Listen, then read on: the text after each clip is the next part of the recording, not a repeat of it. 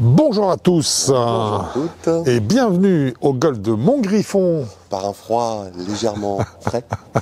Le test d'un driver de la saison 2025, donc une nouveauté qui est proposée par une marque célèbre. C'est un club que vous attendez sûrement avec impatience, puisqu'il s'agit donc pour la marque de TaylorMade. Voilà, et voilà. Et du driver, le remplaçant du QI10, à savoir le QI35.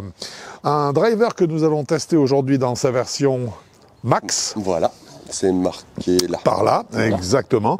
Un club qui est lofté pour notre essai à 10 degrés et demi. Il est en standard. En standard, avec un manche Airspeeder.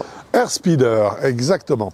Un club magnifique, très très beau, que nous allons tester avec un grand plaisir pour vous dire dans les minutes qui viennent tout ce que nous en pensons. À tout de suite.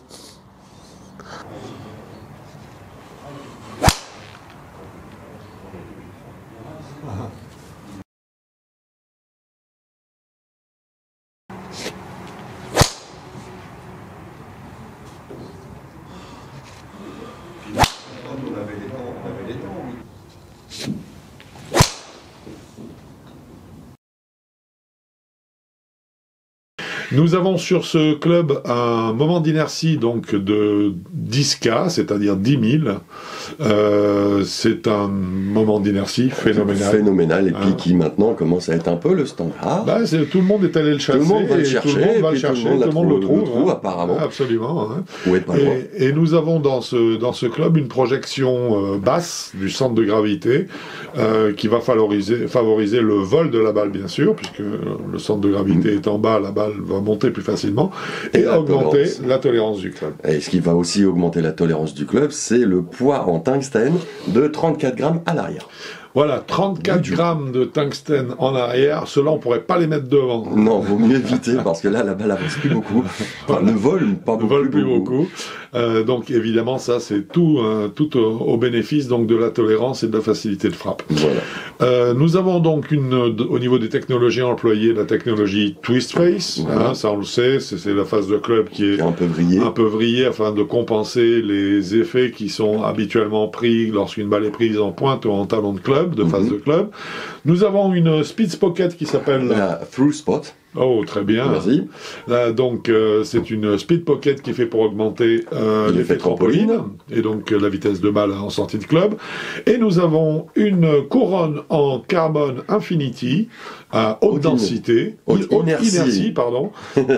Couronne en carbone qui, là encore, permet de récupérer un peu de poids donc sur la couronne, c'est-à-dire sur le capot du club, pour le redistribuer davantage vers le dessous, ce qui, là encore, va favoriser l'élévation de la balle et la tolérance.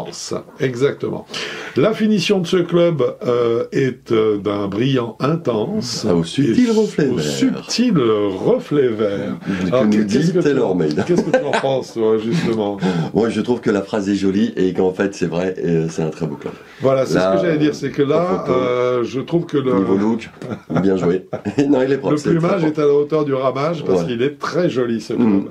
Je suis pas un grand fan de ce vert, pourtant ils ont réussi à faire vraiment un modèle assez sympa. Je le trouve discret, je trouve que c'est assez ça de l'allure, c'est discret. C'est pas agressif, c'est discret. Il est beau, je trouve. Voilà, oui, non, il est franchement très beau. Oui, ça me gêne pas.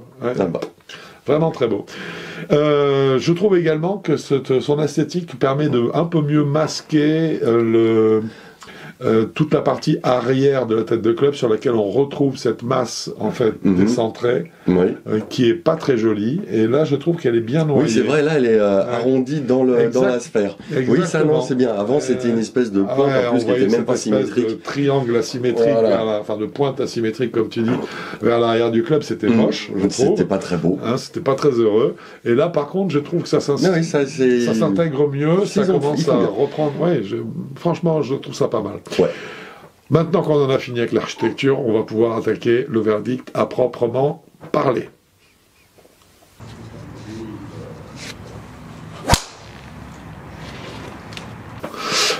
Qualité statique à présent.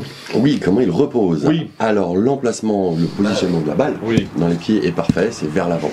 Donc ça, vers le pied avant. Oui. Très bien.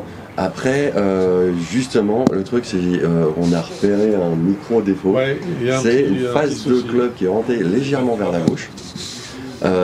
C'est un peu bizarre parce que normalement, c'est un peu réservé aux anti-slice.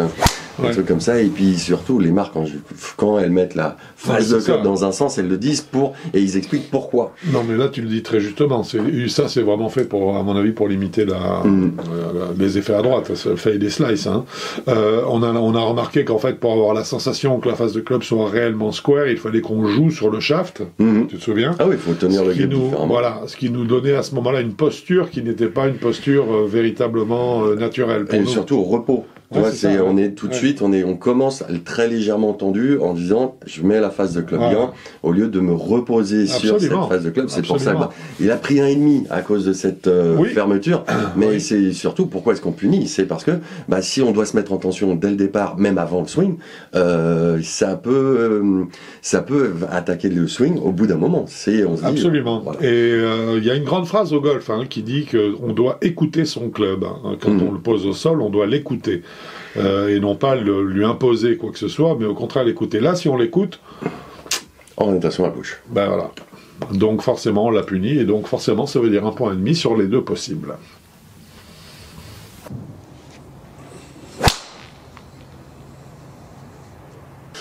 Stabilité et moment d'inertie maintenant. Alors ils disent sur leur site que moment d'inertie de 10 000. Oui. 10K. Alors je sais pas s'il y en aurait pas un peu plus en fait. C'est possible. Parce que vraiment, après, il faut savoir comment sont faits les calculs, et puis ils nous les laissent pas, mais maintenant ils commencent à communiquer sur les... non, ils communiquent juste quand ils cassent la barre des 10 000. Légèrement. Donc là, ils mettent 10K, ils sont tous très contents de faire ça, les fabricants, mais ils nous disent jamais puis ils l'écrivent sur le club et tout, pour pas se rater. Donc oui, là, le club est d'une tolérance et d'une stabilité assez impressionnante, parce que même quand on tape la balle un peu, même dans les petites balles, les petits rectangles blancs, alors sur la face de club. Donc un peu en dehors même de la zone de contact idéale, ça vibre pas, ça bouge pas. Le club ne bronche pas d'1 millimètre. C'était vraiment... Moi j'ai envie de dire que tous les grands fabricants sont à égalité à ce niveau. Maintenant oui, c'est là, moment d'inertie, ils sont tous au niveau des 10 000. Qu'est-ce qui va arriver donc déjà, stabilité. Forcément, il a pris les 2 points parce que c'est réussir à faire vibrer le club, je sais pas. Non, stabilité, moment d'inertie, les dans deux le swing, sont parfaits. Ça bouge je veux dire, tu la prends en dehors du sweet spot, ça ne bronche pas. La stabilité de la cale en l'air, elle est parfaite aussi. On sait toujours où se situe la face de club, ce qui est fondamental. Donc il n'y a plus qu'un seul moyen maintenant pour diminuer les cas. Là, le moment d'inertie, ça va être de diminuer le volume de la tête. Mais ça passera uniquement par les fédérations, par les législateurs, par le Royal et l'Ancien. Mais là, pour l'instant, avec 460 cm cubes, ils arrivent à avoir... 360 cm. Ils arrivent à avoir des moments d'inertie qui dépassent les 10K, et ça fonctionne très très bien. Bah oui, là, bravo. C'est sûr, il n'y a pas de secret là-dessus. Bon, enfin, en tout cas, les 2 points sont largement mérités. Ça devient simplement un petit peu trop habituel de le dire, quelle que soit la marque en fait.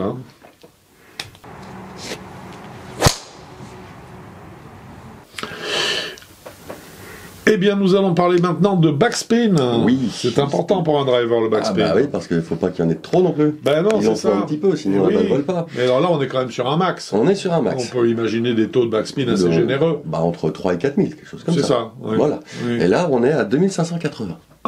C'est-à-dire juste en moyenne 80 tours minute de plus qu'un low spin. C'est ça. Voilà, magnifique, un taux de spin extraordinaire. Mais c'est ça l'énorme progrès. Oui, aussi. C'est maintenant les max deviennent des low spin. Donc forcément, moins il y a de spin, mieux c'est. Pour un driver, c'est pour ça qu'on lui a mis les 2 points. C'est une obligation. Là, le data, on peut pas aller à l'encontre. Mais se retrouver avec un limite low spin, alors qu'il y a l'appellation max. Et qu'on a 10 000 cas, moi j'aimerais bien, 10 000 unités de moment d'inertie, j'aimerais bien tester le LS là. Ça va venir de toute façon, c'est au programme, sachez-le. Voilà, puisqu'il y aura des tests aussi sur les LS. Pas que chez Taylor d'ailleurs. Chez les autres, il y a tout le monde va apporter son petit LS. Parce que ça nous amuse, on fera certainement un comparatif entre les low spin entre les max, les low spin, les standards, etc. Donc là, j'avoue, les 2 points sont amplement mérités.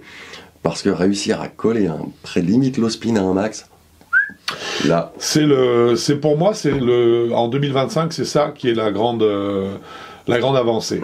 C'est qu'en fait, les Max ont gardé, si ce n'est augmenté, la tolérance qu'on a déjà vue en 2024 et 2023, qui était colossale.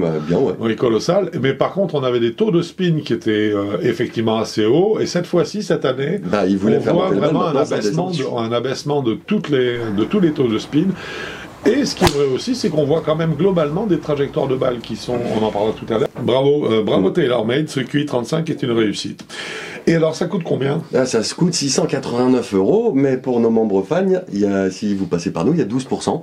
Donc n'hésitez pas, si vous voulez le tester ou l'acheter, vous nous envoyez un mail à contact@savigolf.com et puis vous profiterez donc des 12% de remise sur ce driver. Et si vous voulez le tester, vous pouvez nous rejoindre d'ailleurs sur la journée du 3 du 3 mars.